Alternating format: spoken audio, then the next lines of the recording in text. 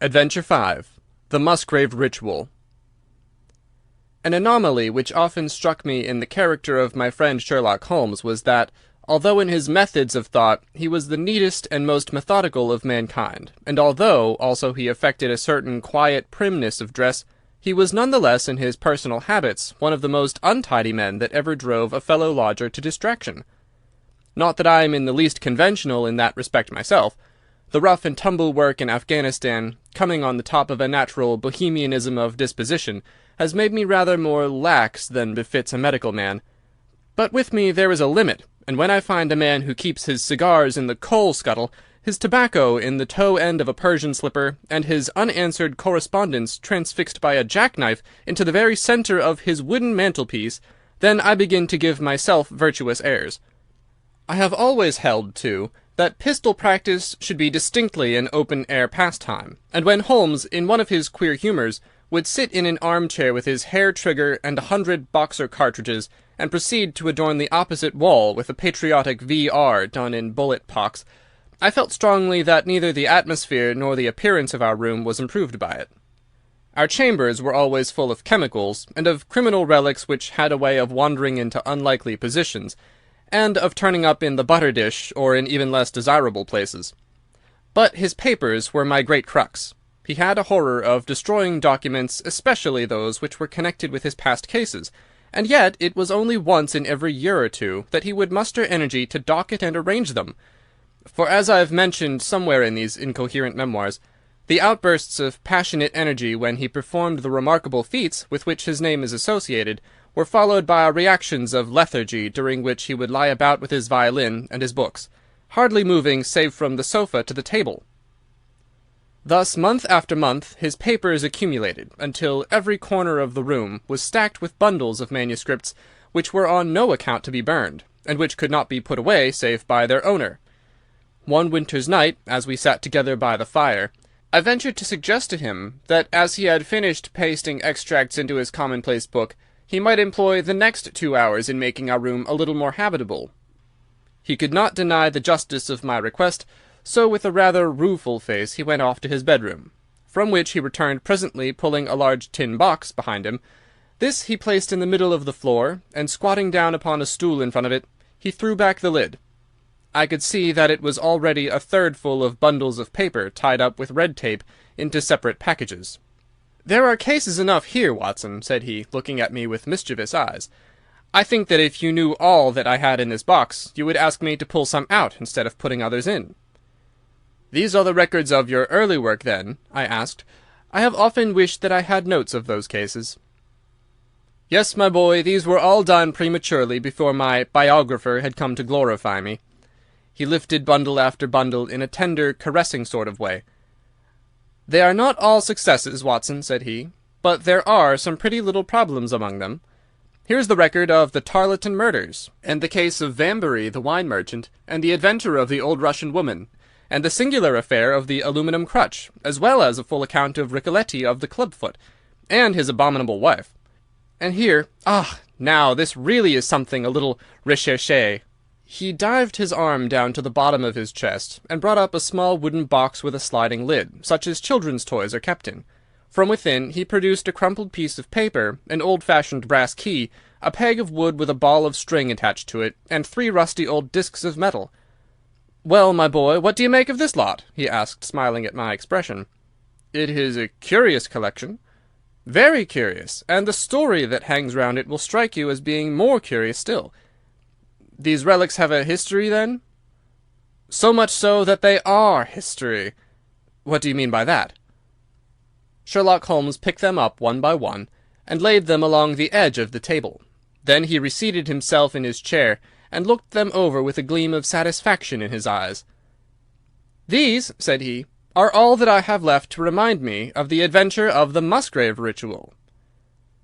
I've heard him mention this case more than once, though I had never been able to gather the details. "I should be so glad," said I, "if you would give me an account of it." "And leave the litter as it is?" he cried mischievously. "Your tidiness won't bear much strain after all, Watson. But I should be glad that you should add this case to your annals, for there are points in it which make it quite unique in the criminal records of this or, I believe, of any other country. A collection of my trifling achievements would certainly be incomplete which contained no account of this very singular business. You may remember how the affair of the Glorious Scot, and my conversation with the unhappy man whose fate I told you of, first turned my attention in the direction of my profession which has become my life's work. You see me now when my name has become known far and wide, and when I am generally recognized, both by the public and by the official force, as being a final court of appeal in doubtful cases. Even when you knew me first, at the time of the affair which you have commemorated in A Study in Scarlet, I have already established a considerable, though not very lucrative, connection. You can hardly realize, then, how difficult I found it at first, and how long I had to wait before I succeeded in making any headway. When I first came up to London, I had rooms in Montague Street, just round the corner from the British Museum, and there I waited, filling in my too abundant leisure time by studying all those branches of science which might make me more efficient. Now and again cases came in my way, principally through the introduction of old fellow students, for during my last years at the university there was a good deal of talk there about myself and my methods. The third of these cases was that of the Musgrave Ritual, and it is to the interest which was aroused by that singular chain of events, and the large issues which proved to be at stake, that I traced my first stride towards the position which I now hold. Reginald Musgrave had been in the same college as myself, and I had some slight acquaintance with him. He was not generally popular among the undergraduates, though it always seemed to me that what was set down as pride was really an attempt to cover extreme natural diffidence. In appearance he was a man of exceedingly aristocratic type, thin, high-nosed and large-eyed, with languid and yet courtly manners. He was indeed a scion of one of the very oldest families in the kingdom, though his branch was a cadet one which had separated from the northern Musgraves some time in the 16th century, and had established itself in western Sussex, where the manor house of Hurlstone is perhaps the oldest inhabited building in the country. Something of his birthplace seemed to cling to the man, and I never looked at his pale, keen face or the poise of his head without associating him with grey archways and mullioned windows and all the venerable wreckage of a feudal keep. Once or twice we drifted into talk, and I can remember that more than once he expressed a keen interest in my methods of observation and inference. For 4 years I had seen nothing of him until one morning he walked into my room in Montague Street. He had changed little, was dressed like a young man of fashion — he always was a bit of a dandy — and preserved the same quiet, suave manner which had formerly distinguished him. "How has all gone with you, Musgrave?" I asked, after we had cordially shaken hands. "You probably heard of my poor father's death," said he. "He was carried off about 2 years ago. Since then I have of course had the Hurlstone estates to manage, and as I am member for my district as well, my life has been a busy one. But I understand, Holmes, that you are turning to practical ends those powers with which you used to amaze us." "Yes," said I have taken to living by my wits." "I'm delighted to hear it, for your advice at present would be exceedingly valuable to me. We have had some very strange doings at Hurlstone, and the police have been able to throw no light upon the matter. It is really the most extraordinary and inexplicable business."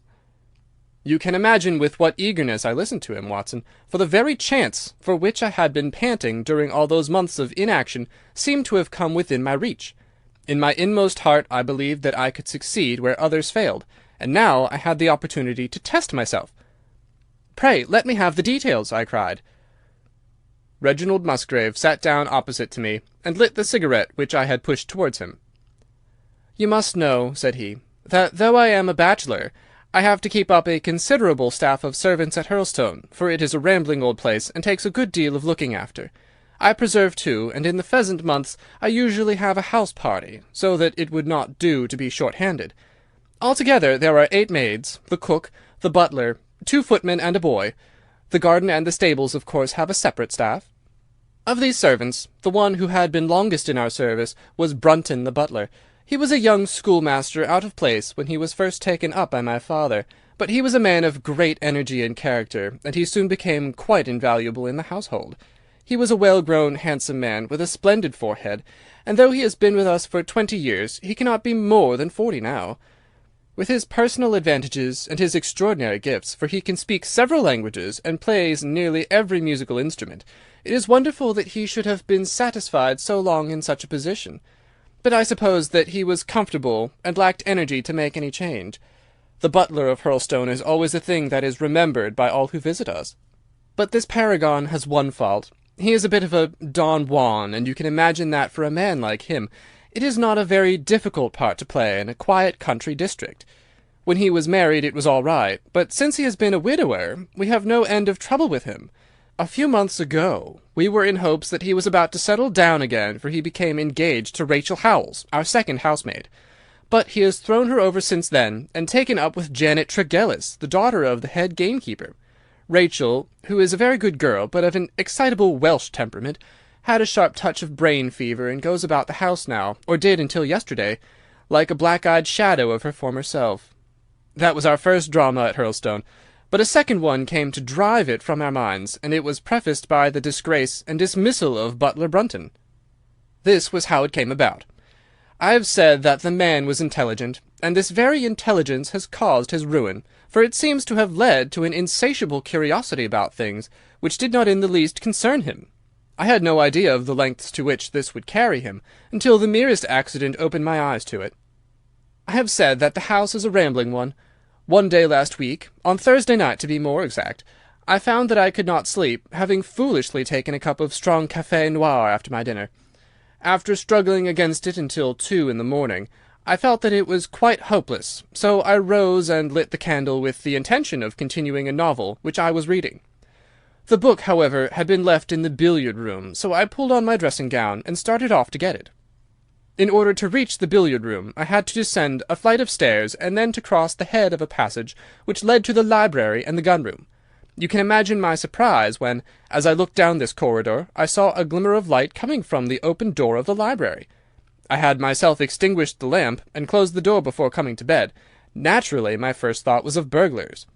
The corridors at Hurlstone have their walls largely decorated with trophies of old weapons. From one of these I picked a battle-axe, and then, leaving my candle behind me, I crept on tiptoe down the passage and peeped in at the open door. Brunton the butler was in the library. He was sitting, fully dressed, in an easy-chair, with a slip of paper which looked like a map upon his knee, and his forehead sunk forward upon his hand in deep thought. I stood dumb with astonishment, watching him from the darkness. A small taper on the edge of the table shed a feeble light which sufficed to show me that he was fully dressed. Suddenly, as I looked, he rose from his chair, and walking over to a bureau at the side, he unlocked it and drew out one of the drawers. From this he took a paper, and returning to his seat, he flattened it out beside the taper on the edge of the table, and began to study it with a minute attention. My indignation at this calm examination of our family documents overcame me so far that I took a step forward, and Brunton, looking up, saw me standing in the doorway. He sprang to his feet, his face turned livid with fear, and he thrust into his breast the chart-like paper which he had been originally studying.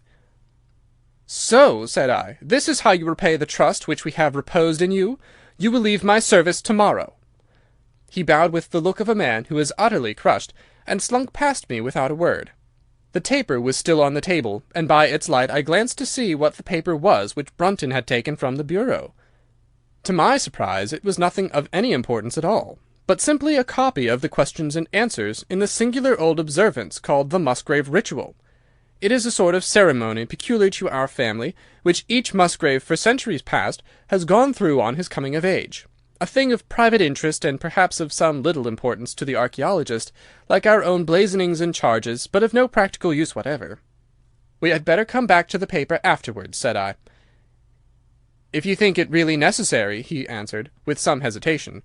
To continue my statement, however, I relocked the bureau, using the key which Brunton had left, and I had turned to go when I was surprised to find that the butler had returned and was standing before me. "Mr. Musgrave, sir," he cried, in a voice which was hoarse with emotion, "I can't bear disgrace, sir. I've always been proud above my station in life, and disgrace would kill me. My blood would be on your head, sir, it will indeed, if you drive me to despair. If you cannot keep me after what has passed, then for God's sake let me give you notice and leave in a month, as if of my own free will.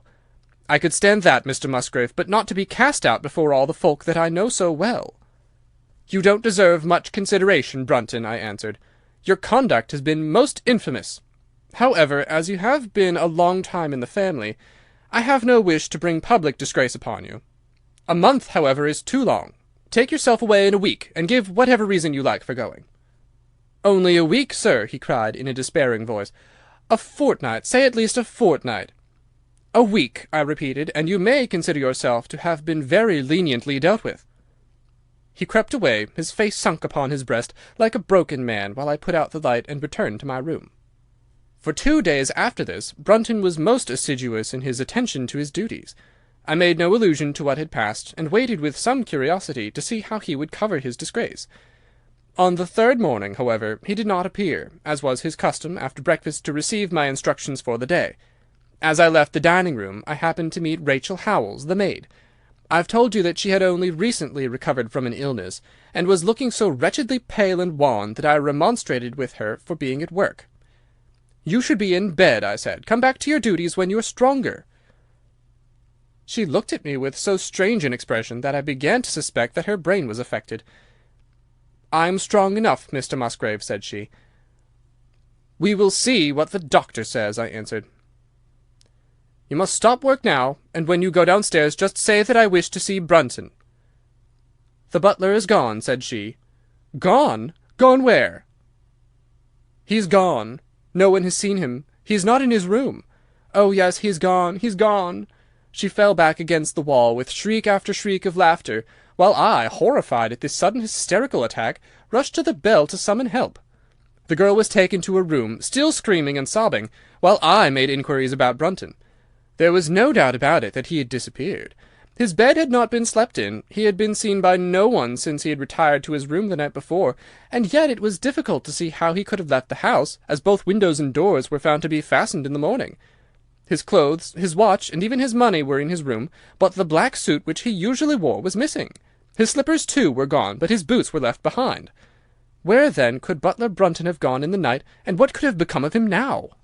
Of course, we searched the house from cellar to garret, but there was no trace of him. It is, as I have said, a labyrinth of an old house, especially the original wing, which is now practically uninhabited. But we ransacked every room and cellar without discovering the least sign of the missing man. It was incredible to me that he could have gone away leaving all his property behind him, and yet where could he be?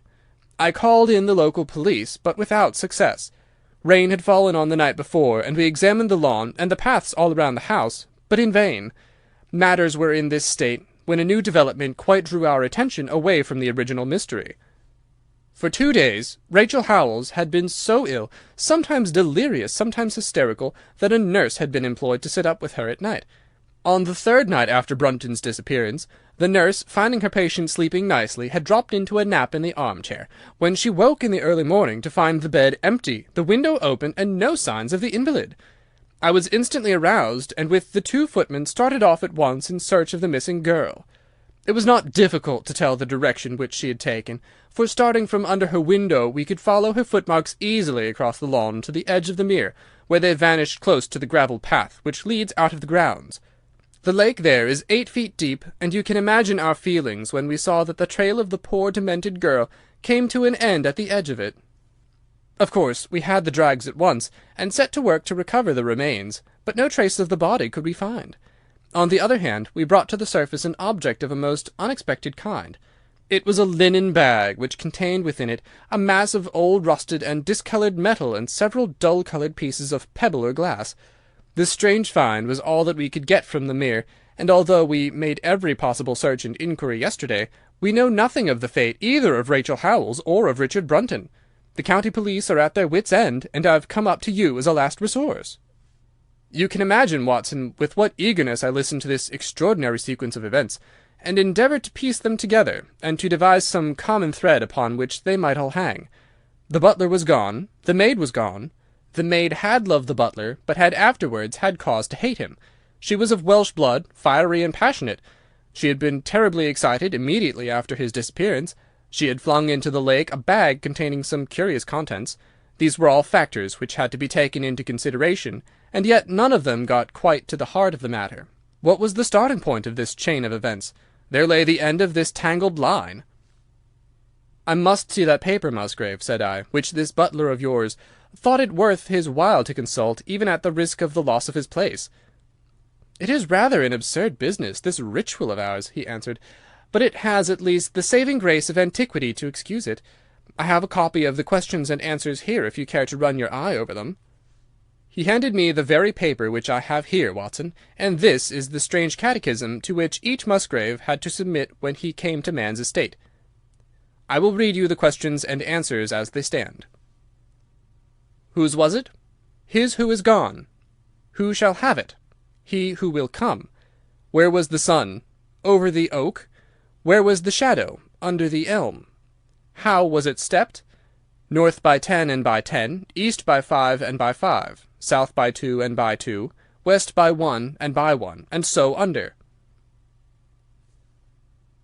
What shall we give for it? All that is ours. Why should we give it? For the sake of the trust.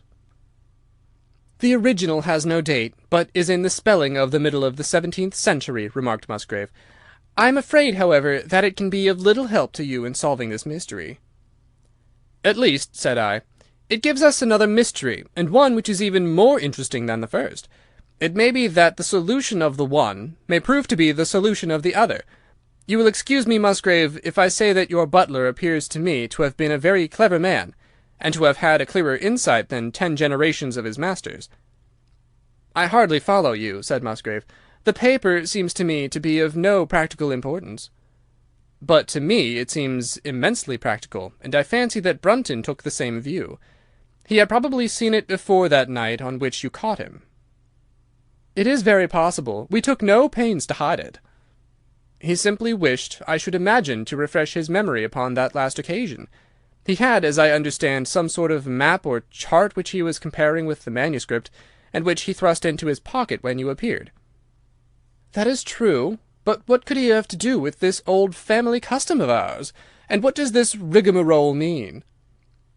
I don't think that we should have much difficulty in determining that, said I. With your permission, we will take the first train down to Sussex, and go a little more deeply into the matter upon the spot. The same afternoon saw us both at Hurlstone. Possibly you have seen pictures and read descriptions of the famous old building, so I will confine my account of it to saying that it is built in the shape of an L, the long arm being the more modern portion, and the shorter the ancient nucleus, from which the other had developed. Over the low, heavily linteled door, in the centre of this old part, is chiselled the date 1607, but experts are agreed that the beams and stonework are really much older than this.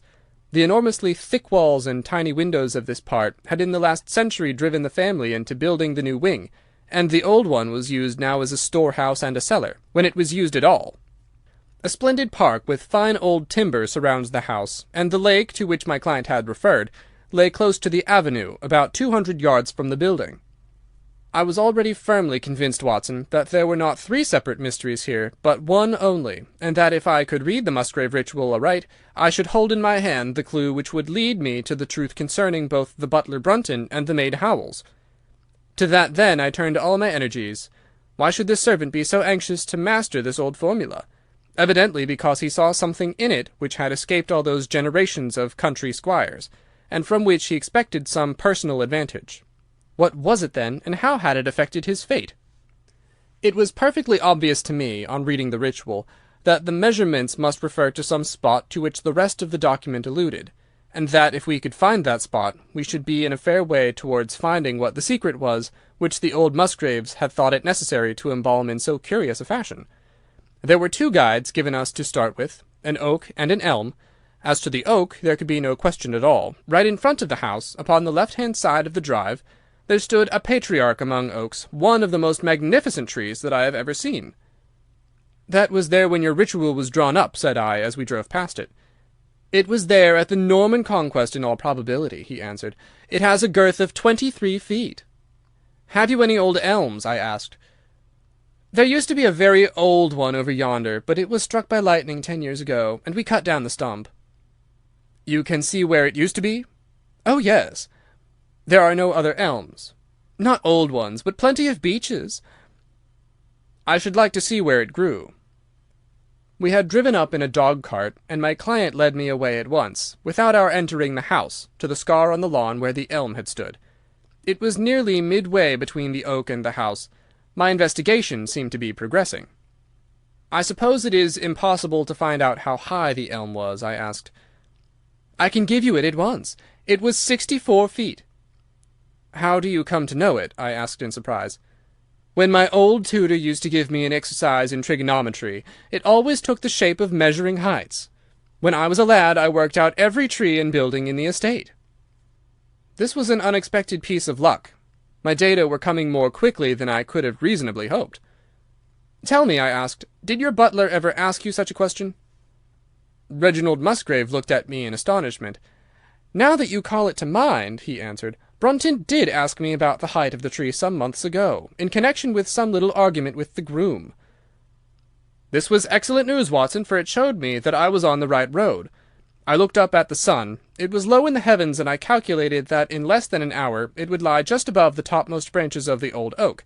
One condition mentioned in the ritual would then be fulfilled, and the shadow of the elm must mean the farther end of the shadow, otherwise the trunk would have been chosen as the guide. I had then to find where the far end of the shadow would fall when the sun was just clear of the oak.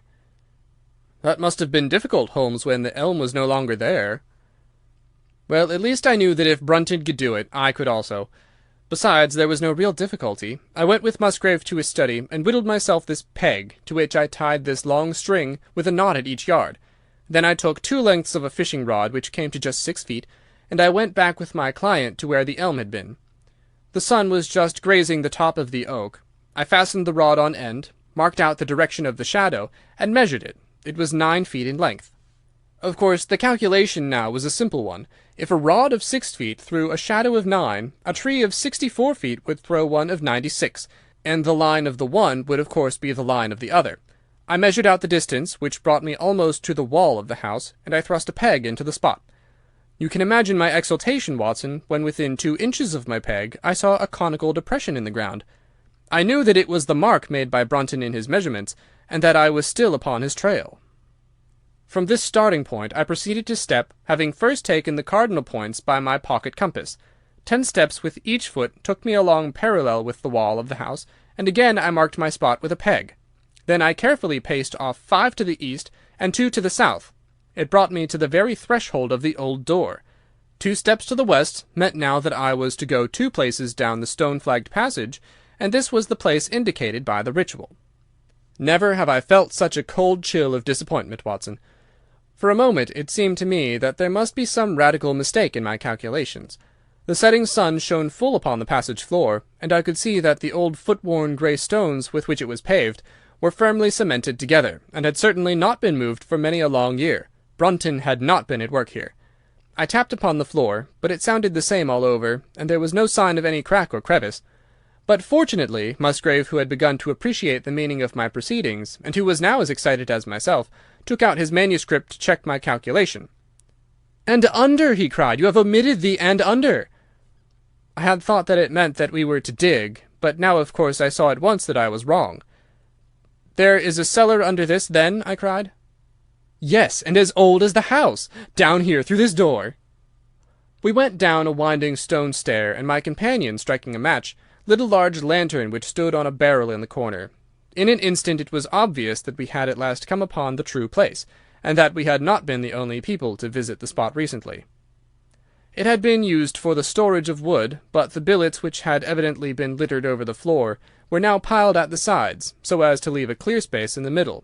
In this space lay a large and heavy flagstone, with a rusted iron ring in the centre, to which a thick shepherd's check muffler was attached.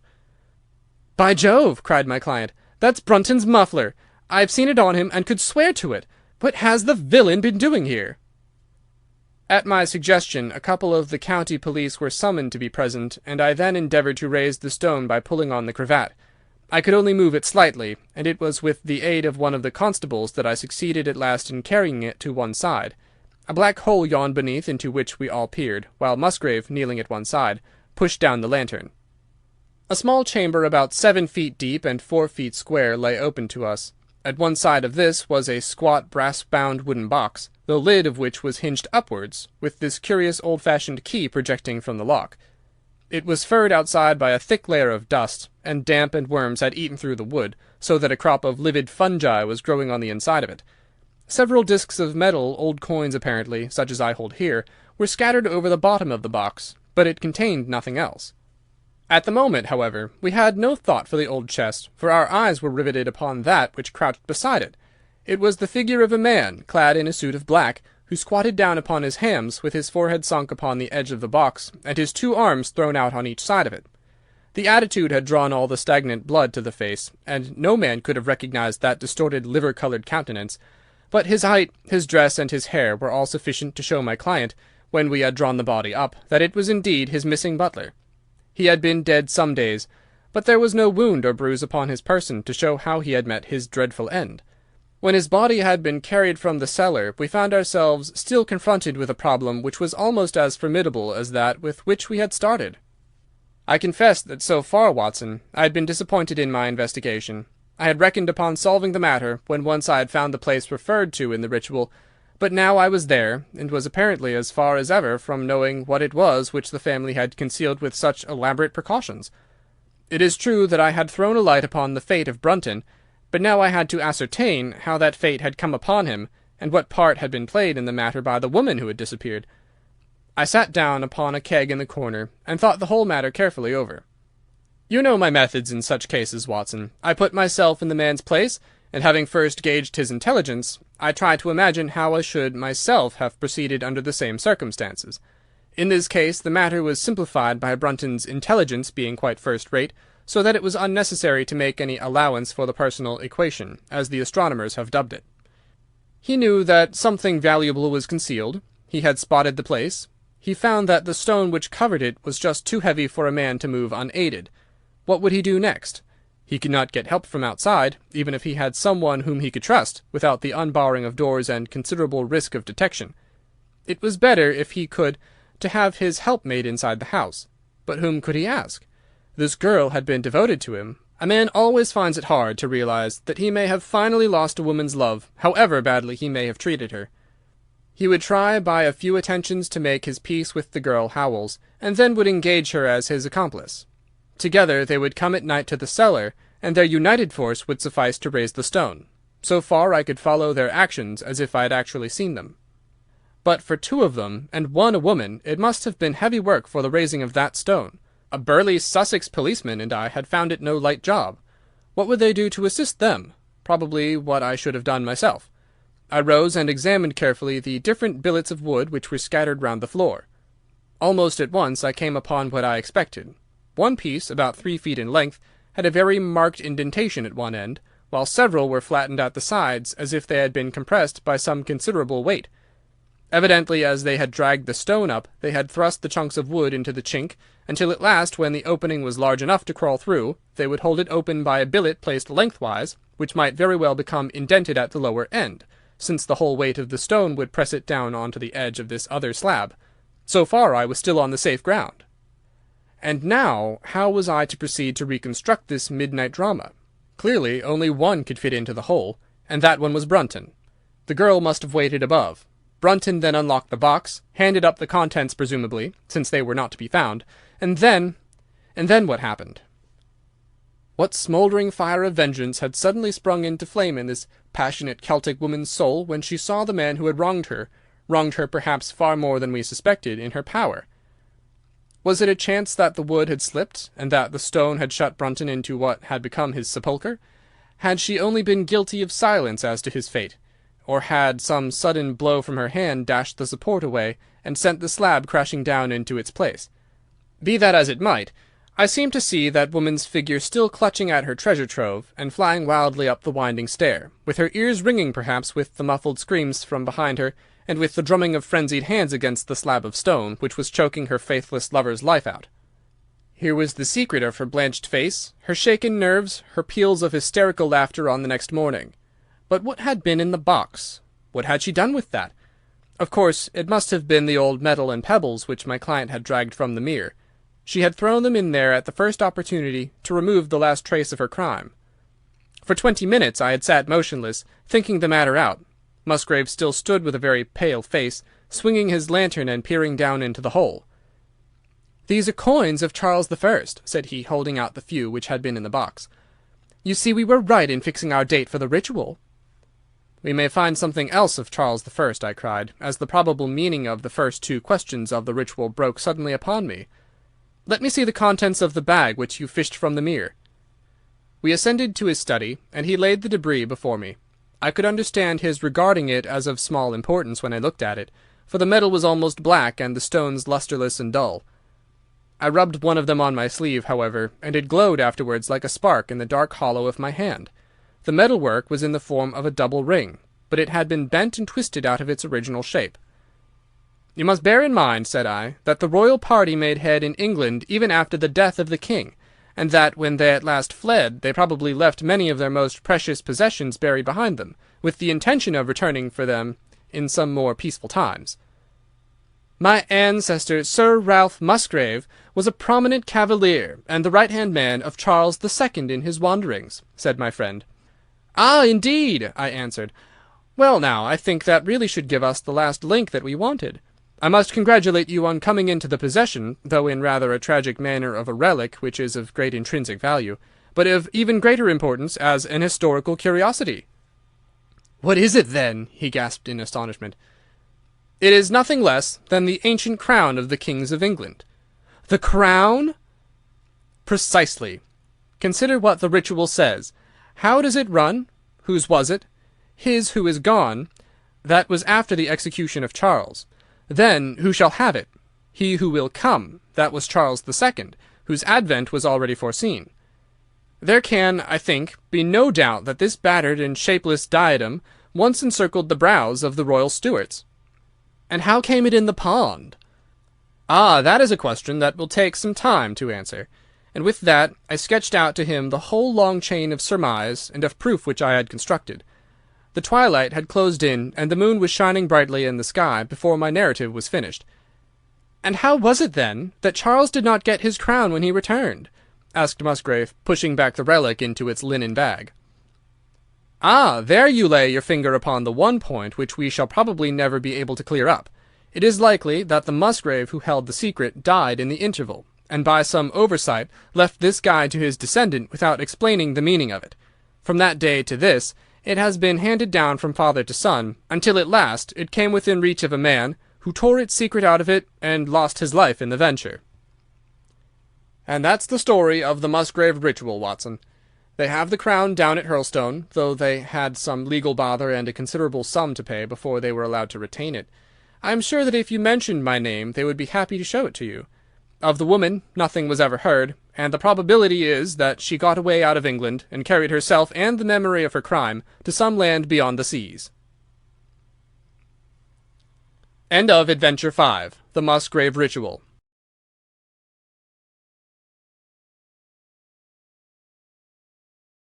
Adventure 6, The Reigate Puzzle. It was some time before the health of my friend Mr. Sherlock Holmes recovered from the strain caused by his immense exertions in the spring of '87. The whole question of the Netherlands Sumatra Company, and of the colossal schemes of Baron Maupertuis, are too recent in the minds of the public, and are too intimately concerned with politics and finance to be fitting subjects for this series of sketches. They led, however, in an indirect fashion to a singular and complex problem which gave my friend an opportunity of demonstrating the value of a fresh weapon among the many with which he waged his lifelong battle against crime. On referring to my notes, I see that it was upon the 14th of April that I received a telegram from Lyons, which informed me that Holmes was lying ill in the Hôtel Dulong. Within 24 hours I was in his sick room, and was relieved to find that there was nothing formidable in his symptoms. Even his iron constitution, however, had broken down under the strain of an investigation which had extended over 2 months, during which period he had never worked less than 15 hours a day, and had more than once, as he assured me, kept to his task for 5 days at a stretch. Even the triumphant issue of his labours could not save him from reaction after so terrible an exertion, and at a time when Europe was ringing with his name, and when his room was literally ankle-deep with congratulatory telegrams, I found him a prey to the blackest depression. Even the knowledge that he had succeeded where the police of 3 countries had failed, and that he had outmanoeuvred at every point the most accomplished swindler in Europe, was insufficient to rouse him from his nervous prostration. 3 days later we were back in Baker Street together, but it was evident that my friend would be much the better for a change, and the thought of a week of springtime in the country was full of attractions to me also. My old friend Colonel Hayter, who had come under my professional care in Afghanistan, had now taken a house near Reigate in Surrey, and had frequently asked me to come down to him upon a visit. On the last occasion he had remarked that if my friend would only come with me he would be glad to extend his hospitality to him also. A little diplomacy was needed, but when Holmes understood that the establishment was a bachelor one, and that he would be allowed the fullest freedom, he fell in with my plans, and a week after our return from Lyons we were under the Colonel's roof. Hayter was a fine old soldier who had seen much of the world, and he soon found, as I had expected, that Holmes and he had much in common. On the evening of our arrival, we were sitting in the Colonel's gun-room after dinner, Holmes stretched upon the sofa, while Hayter and I looked over his little armoury of Eastern weapons. "By the way," said he suddenly, "I think I'll take one of these pistols upstairs with me in case we have an alarm." "An alarm?" said I. "Yes, we've had a scare in this part lately. Old Acton, who is one of our county magnates, had his house broken into last Monday. No great damage done, but the fellows are still at large."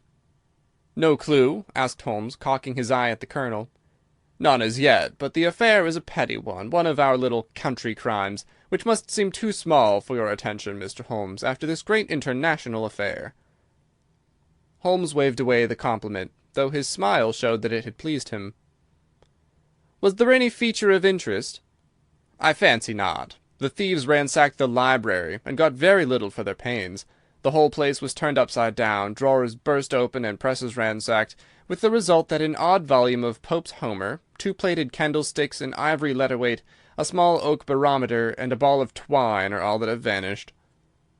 "What an extraordinary assortment!" I exclaimed. "Oh, the fellows evidently grabbed hold of everything they could get." Holmes grunted from the sofa. "The county police ought to make something of that," said he. "Why, it is surely obvious that—" But I held up a finger. "You are here for a rest, my dear fellow. For heaven's sake, don't get started on a new problem when your nerves are all in shreds." Holmes shrugged his shoulders with a glance of comic resignation towards the Colonel, and the talk drifted away into less dangerous channels. It was destined, however, that all my professional caution should be wasted, for next morning the problem obtruded itself upon us in such a way that it was impossible to ignore it, and our country visit took a turn which neither of us could have anticipated. We were at breakfast when the Colonel's butler rushed in with all his propriety shaken out of him. "Have you heard the news, sir?" he gasped. "At the Cunningham, sir." "Burglary!" cried the Colonel with his coffee cup in mid-air. "Murder!" The Colonel whistled. "By Jove," said he. "Who's killed, then? The J.P. or his son?" "Neither, sir. It was William the coachman. Shot through the heart, sir, and never spoke again." "Who shot him, then?" "The burglar, sir. He was off like a shot and got clean away. He just broke in at the pantry window when William came on him and met his end in saving his master's property." "What time?" "It was last night, sir, somewhere about 12. "Ah, then we'll step over afterwards," said the Colonel coolly, settling down to his breakfast again. "It's a baddish business," he added when the butler had gone. "He's our leading man round here, is old Cunningham, and a very decent fellow, too. He'll be cut up over this, for the man has been in his service for years, and was a good servant. It's evidently the same villains who broke into Acton's." "And stole that very singular collection," said Holmes thoughtfully. "Precisely. It may prove the simplest matter in the world, but all the same at first glance this is just a little curious, is it not? A gang of burglars acting in the country might be expected to vary the scene of their operations, and not to crack 2 cribs in the same district within a few days. When you spoke last night of taking precautions, I remember that it passed through my mind that this was probably the last parish in England to which the thief or thieves would be likely to turn their attention, which shows that I have still much to learn." "I fancy it's some local practitioner," said the Colonel. "In that case, of course, Acton's and Cunningham's are just the places he would go for, since they are far the largest about here." "And richest?" "Well, they ought to be, but they've had a lawsuit for some years, which had sucked the blood out of both of them, I fancy. Old Acton has some claim on half Cunningham's estate, and the lawyers have been at it with both hands." "If it's a local villain, there should not be much difficulty in running him down," said Holmes with a yawn. "All right, Watson, I don't intend to meddle."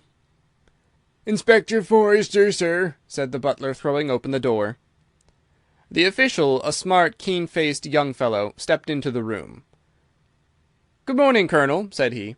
"I hope I don't intrude, but we hear that Mr. Holmes of Baker Street is here." The Colonel waved his hand towards my friend, and the inspector bowed. "We thought that perhaps you would care to step across, Mr. Holmes." "The fates are against you, Watson," said he, laughing.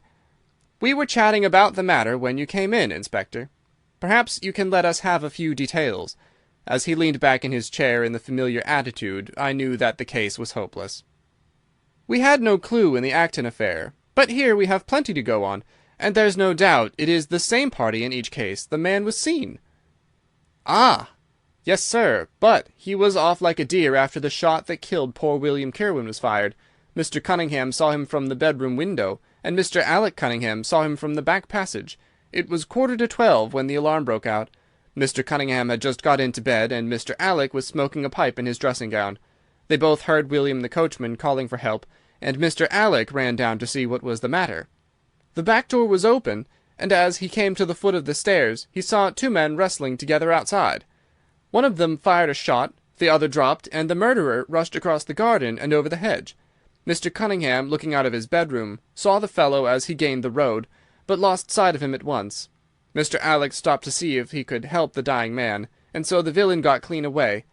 Beyond the fact that he was a middle-sized man, and dressed in some dark stuff, we have no personal clue, but we are making energetic inquiries, and if he is a stranger we shall soon find him out." "What was this William doing there? Did he say anything before he died?" "Not a word. He lives at the lodge with his mother, and as he was a very faithful fellow, we imagine that he walked up to the house with the intention of seeing that all was right there.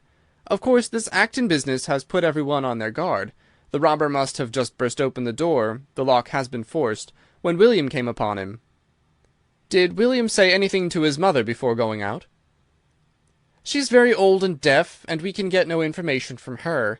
The shock has made her half-witted, but I understand that she was never very bright. There is one very important circumstance, however. Look at this." He took a small piece of torn paper from a notebook and spread it out upon his knee. "This was found between the finger and thumb of the dead man. It appears to be a fragment torn from a larger sheet. You will observe that the hour mentioned upon it is the very time at which the poor fellow met his fate. You see that his murderer might have torn the rest of the sheet from him, or he might have taken this fragment from the murderer. It reads almost as though it were an appointment." Holmes took up the scrap of paper, a facsimile of which is here reproduced. "D. at 11:45 learn what may be."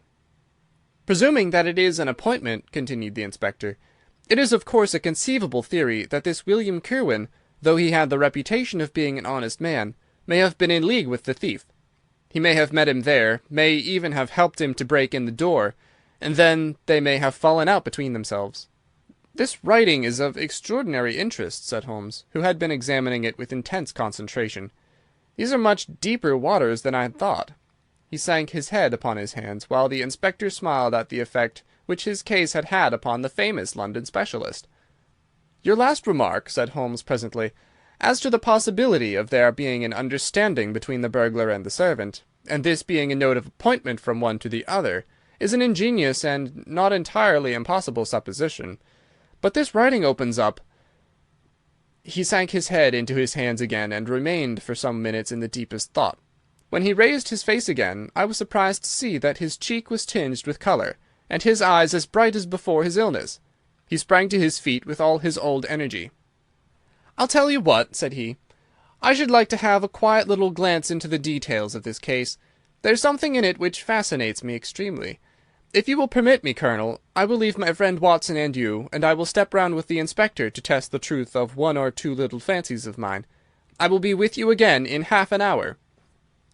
An hour and a half had elapsed before the inspector returned, alone. "Mr. Holmes is walking up and down in the field outside," said he. "He wants us all four to go up to the house together." "To Mr. Cunningham's?" "Yes, sir." "What for?" The inspector shrugged his shoulders. "I don't quite know, sir. Between ourselves, I think Mr. Holmes had not quite got over his illness yet. He's been behaving very queerly, and he's very much excited." "I don't think you need to alarm yourself," said I. "I have usually found that there was method in his madness." "Some folks might say there was madness in his method," muttered the inspector. But he's all on fire to start, Colonel, so we had best go out if you are ready." We found Holmes pacing up and down in the field, his chin sunk upon his breast, and his hands thrust into his trousers pockets. "The matter grows in interest," said he. "Watson, your country trip has been a distinct success. I've had a charming morning." "You've been up to the scene of the crime, I understand," said the Colonel. "Yes, the inspector and I have made quite a little reconnaissance together." "Any success?" "Well, we have seen some very interesting things. I'll tell you what we did as we walk. First of all, we saw the body of this unfortunate man. He certainly died from a revolver wound, as reported." "Had you doubted it, then?" "Oh, it is as well to test everything. Our inspection was not wasted. We then had an interview with Mr. Cunningham and his son, who were able to point out the exact spot where the murderer had broken through the garden hedge in his flight. That was of great interest." "Naturally." "Then we had a look at this poor fellow's mother. We could get no information from her, however, as she is very old and feeble." "And what is the result of your investigations?" "The conviction that the crime is a very peculiar one. Perhaps our visit now may do something to make it less obscure. I think that we are both agreed, Inspector, that the fragment of paper in the dead man's hand, bearing as it does the very hour of his death written upon it, is of extreme importance." "It should give a clue, Mr. Holmes." "It does give a clue. Whoever wrote that note was the man who brought William Kirwan out of his bed at that hour. But where is the rest of that sheet of paper?" "I examined the ground carefully in the hope of finding it," said the inspector. "It was torn out of the dead man's hand. Why was someone so anxious to get possession of it?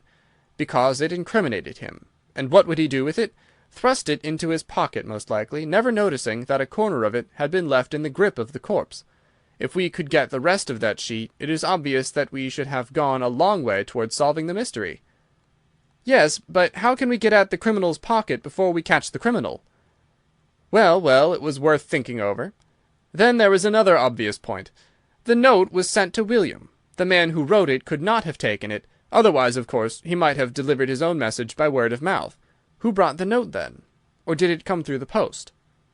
"I have made inquiries," said the inspector. "William received a letter by the afternoon post yesterday. The envelope was destroyed by him."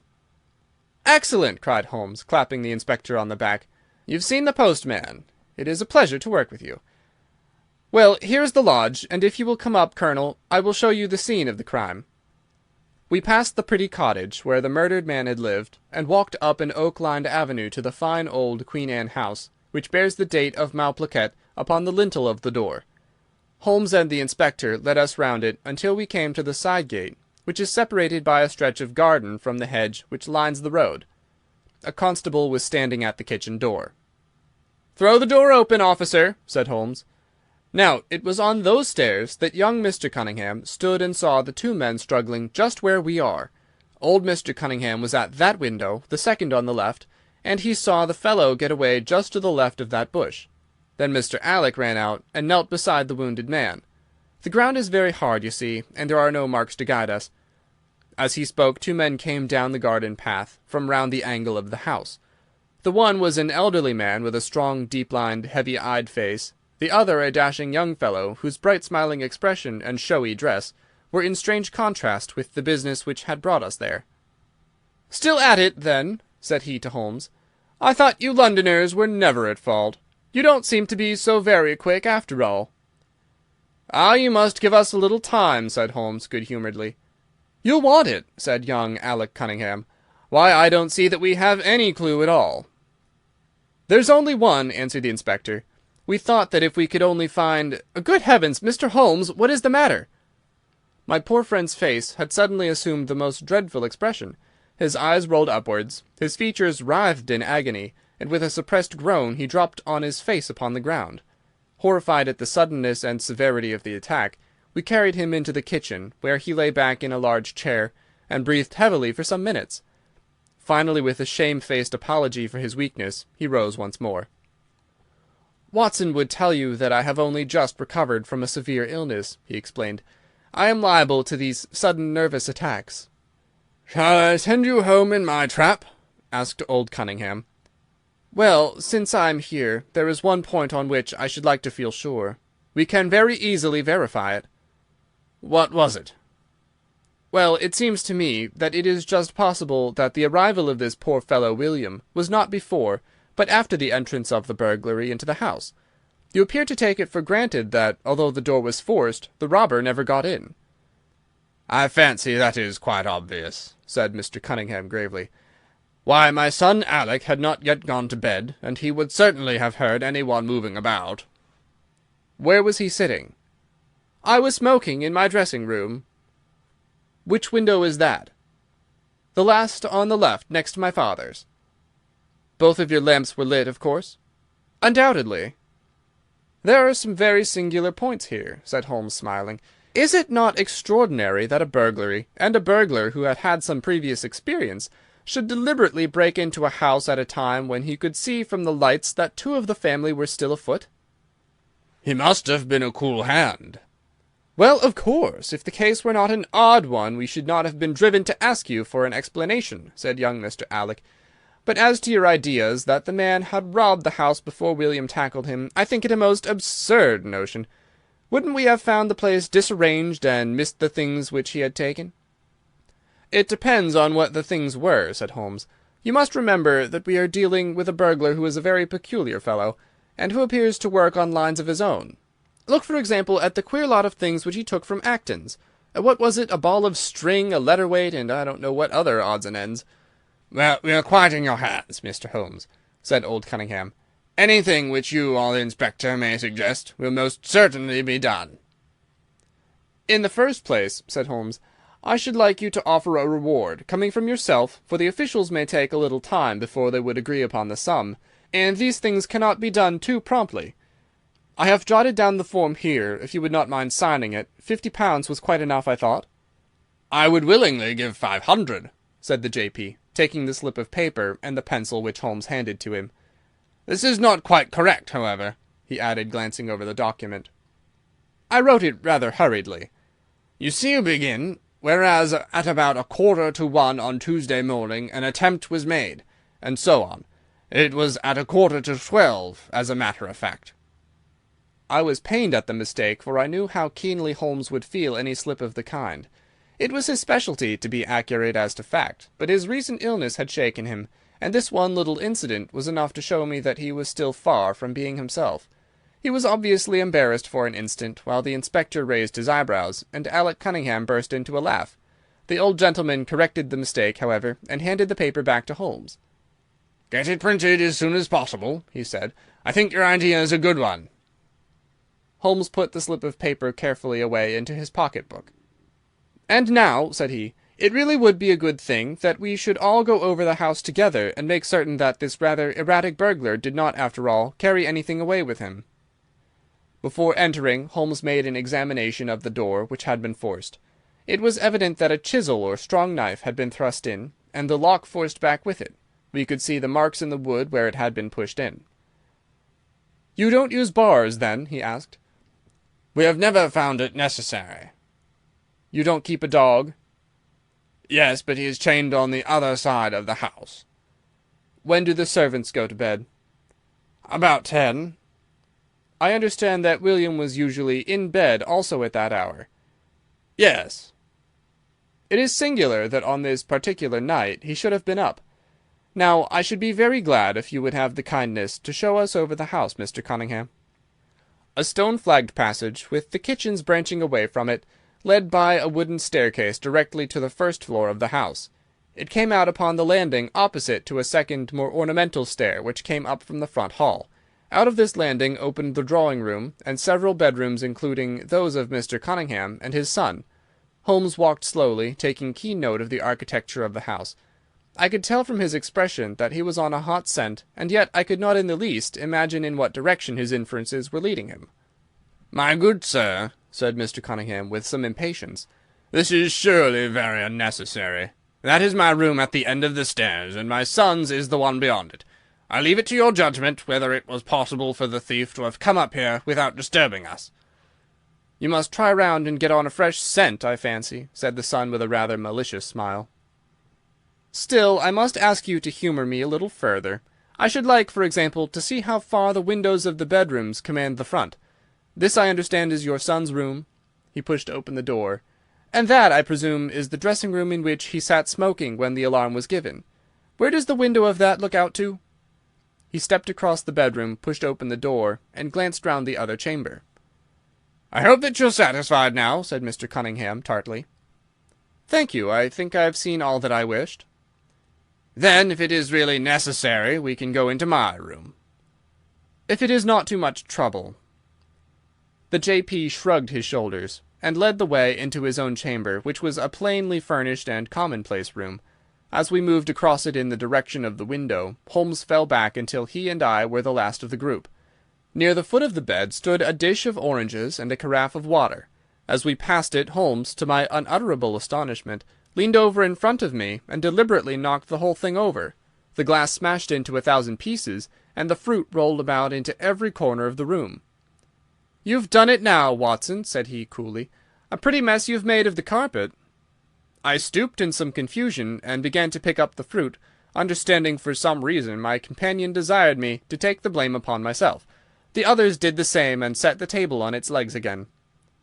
"Hullo!" cried the inspector. "Where's he got to?" Holmes had disappeared. "Wait here an instant," said young Alec Cunningham. "The fellow is off his head, in my opinion. Come with me, father, and see where he has got to." They rushed out of the room, leaving the inspector, the colonel, and me staring at each other.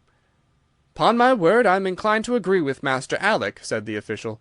"It may be the effect of this illness, but it seems to me that—" His words were cut short by a sudden scream of "Help! Help! Murder!" With a thrill I recognized the voice of that of my friend. I rushed madly from the room on to the landing. The cries, which had sunk down into a hoarse, inarticulate shouting, came from the room which we had first visited. I dashed in, and on into the dressing-room beyond. The two Cunninghams were bending over the prostrate figure of Sherlock Holmes, the younger clutching his throat with both hands, while the elder seemed to be twisting one of his wrists. In an instant the three of us had torn them away from him, and Holmes staggered to his feet, very pale and evidently greatly exhausted. "Arrest these men, Inspector," he gasped. "On what charge?" "That of murdering their coachman, William Kerwin." The inspector stared about him in bewilderment. "Oh, come now, Mr. Holmes," said he at last. "I'm sure you don't really mean to—" "Tut, man, look at their faces!" cried Holmes curtly. Never certainly have I seen a plainer confession of guilt upon human countenances. The older man seemed numbed and dazed, with a heavy, sullen expression upon his strongly marked face. The son, on the other hand, had dropped all that jaunty, dashing style which had characterized him, and the ferocity of a dangerous wild beast gleamed in his dark eyes and distorted his handsome features. The inspector said nothing, but stepped to the door. He blew his whistle. Two of the constables came at the call. "I have no alternative, Mr. Cunningham," said he. "I trust that this may all prove to be an absurd mistake, but you can see that— Ah, would you? Drop it!" He struck out with his hand, and a revolver which the younger man was in the act of cocking clattered down upon the floor. "Keep that," said Holmes, quietly putting his foot upon it. "You will find it useful at the trial. But this is what we really wanted." He held up a little crumpled piece of paper. "The remainder of the sheet!" cried the inspector. "Precisely. And where was it?" "Where I was sure it must be. I'll make the whole matter clear to you presently. I think, Colonel, that you and Watson might return now, and I will be with you again in an hour at the furthest. The inspector and I must have a word with the prisoners, but you will certainly see me back at luncheon time." Sherlock Holmes was as good as his word, for about 1 o'clock he joined us in the Colonel's smoking-room. He was accompanied by a little elderly gentleman, who was introduced to me as the Mr. Acton whose house had been the scene of the original burglary. "I wished Mr. Acton to be present while I demonstrated this small matter to you," said Holmes, "for it is natural that he should take a keen interest in the details. I'm afraid, my dear Colonel, that you must regret the hour that you took in such a stormy petrel as I am." "On the contrary," answered the Colonel warmly, "I consider it the greatest privilege to have been permitted to study your methods of working. I confess that they quite surpass my expectations, and that I am utterly unable to account for your result. I have not yet seen the vestige of a clue." "I am afraid that my explanation may disillusion you, but it has always been my habit to hide none of my methods, either from my friend Watson or from anyone who might take an intelligent interest in them.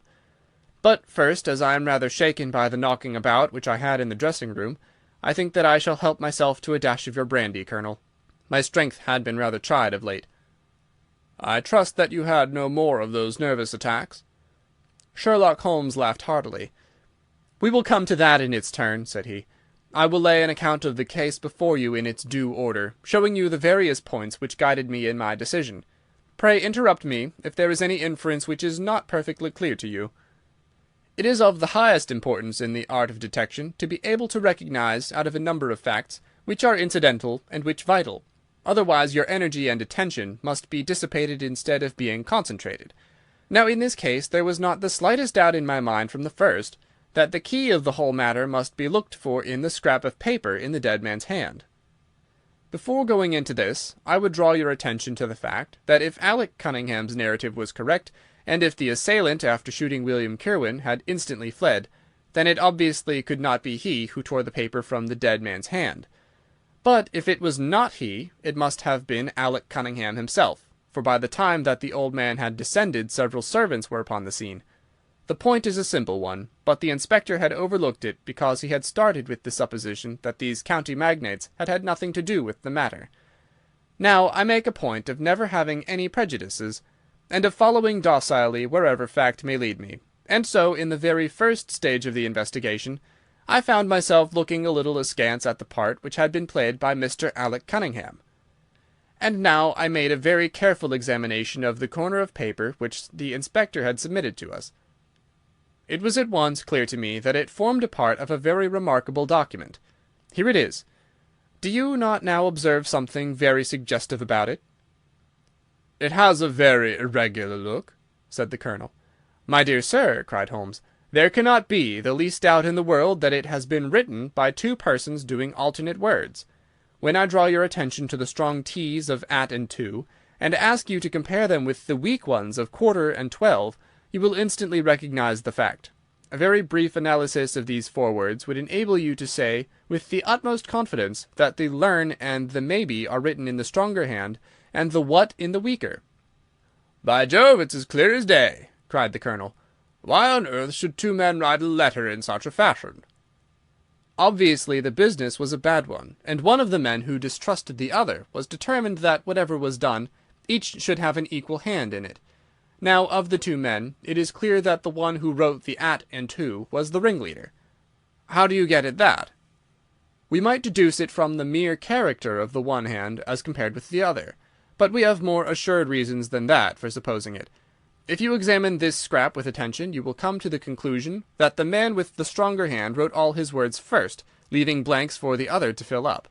These blanks were not always sufficient, and you can see that the second man had a squeeze to fit his quarter in between the at and the to, showing that the latter were already written. The man who wrote all his words first is undoubtedly the man who planned the affair." "Excellent!" cried Mr. Acton. "But very superficial," said Holmes. "We come now, however, to a point which is of importance. You may not be aware that the deduction of a man's age from his writing is one which has been brought to considerable accuracy by experts. In normal cases one can place a man in his true decade with tolerable confidence. I say normal cases because ill health and physical weakness reproduce the signs of old age even when the invalid is a youth. In this case, looking at the bold strong hand of the one, and the rather broken-backed appearance of the other, which still retains its legibility although the T's have begun to lose their crossing, we can say that the one was a young man and the other was advanced in years, without being positively decrepit." "Excellent!" cried Mr. Acton again. "There is a further point, however, which is subtler and of greater interest. There is something in common between these hands. They belong to men who are blood relatives. It may be most obvious to you in the Greek E's, but to me there are many small points which indicate the same thing. I have no doubt at all that a family mannerism can be traced in these two specimens of writing. I am only, of course, giving you the leading results now of my examination of the paper.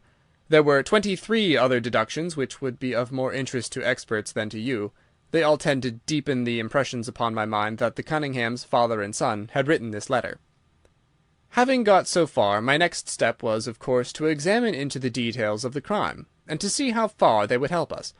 I went up to the house with the inspector, and saw all that was to be seen. The wound upon the dead man was, as I was able to determine with absolute confidence, fired from a revolver at the distance of something over 4 yards. There was no powder blackening on the clothes. Evidently, therefore, Alec Cunningham had lied when he said that the two men were struggling when the shot was fired.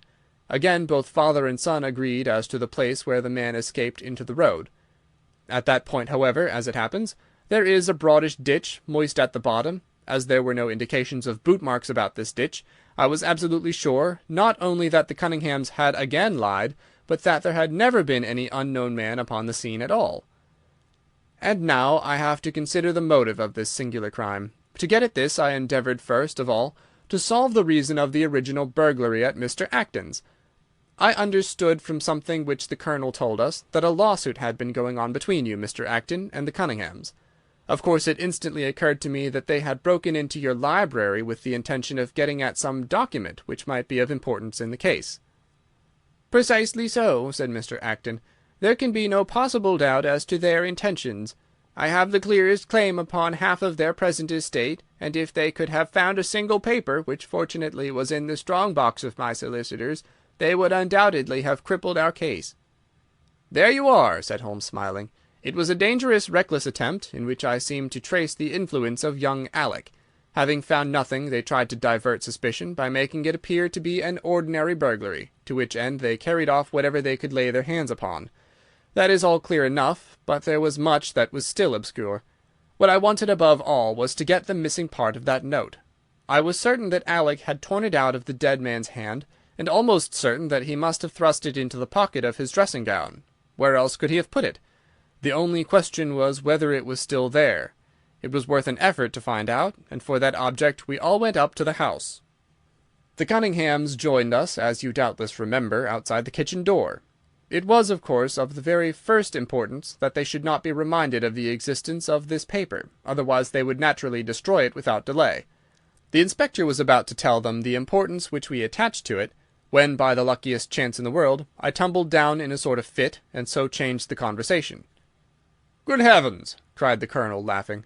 "Do you mean to say all our sympathy was wasted, and your fit an imposture?" "Speaking professionally, it was admirably done," cried I, looking in amazement at this man who was forever confounding me with some new phase of his astuteness. "It is an art which is often useful," said he. "When I recovered I managed, by a device which had perhaps some little merit of ingenuity, to get old Cunningham to write the word 12, so that I might compare it with the 12 upon the paper." "Oh, what an ass I've been!" I exclaimed. "I could see that you were commiserating me over my weakness," said Holmes, laughing. "I was sorry to cause you the sympathetic pain which I know that you felt." We then went upstairs together, and having entered the room, and seen the dressing gown hanging up behind the door, I contrived, by upsetting a table, to engage their attention for the moment, and slipped back to examine the pockets. I had hardly got the paper, however, which was, as I had expected, in one of them, when the two Cunninghams were on me, and would, I verily believe, have murdered me then and there but for your prompt and friendly aid. As it is, I feel that young man's grip on my throat now, and the father has twisted my wrist round in the effort to get the paper out of my hand. They saw that I must know all about it, you see, and the sudden change from absolute security to complete despair made them perfectly desperate. I had a little talk with old Cunningham afterwards as to the motive of the crime. He was tractable enough, though his son was a perfect demon, ready to blow out his own or anybody else's brains, if he could have got to his revolver. When Cunningham saw that the case against him was so strong, he lost all heart and made a clean breast of everything. It seems that William had secretly followed his two masters on the night when they made their raid upon Mr. Acton's, and having thus got them into his power, proceeded under threats of exposure to levy blackmail upon them. Mr. Alec, however, was a dangerous man to play games of that sort with. It was a stroke of positive genius on his part to see in the burglary scare which was convulsing the countryside an opportunity of plausibly getting rid of the man whom he feared. William was decoyed up and shot, and had they only got the whole of the note and paid a little more attention to detail in the accessories, it is very possible that suspicion might never have been aroused. "And the note?" I asked. Sherlock Holmes placed the subjoined paper before us. "If you will only come round at 11:45 to the east gate, you will learn what will very much surprise you, and may be of the greatest service to you and also to Annie Morrison. But say nothing to anyone upon the matter." "It is very much the sort of thing that I expected," said he. "Of course we do not yet know what the relations may have been between Alec Cunningham, William Kirwan, and Annie Morrison, but the results show that the trap was skilfully baited. I am sure that you cannot fail to be delighted with the traces of heredity shown in the P's and in the tails of the G's.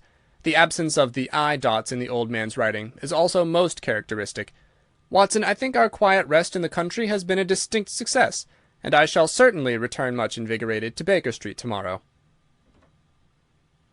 End of Adventure 6. The Reigate Puzzle.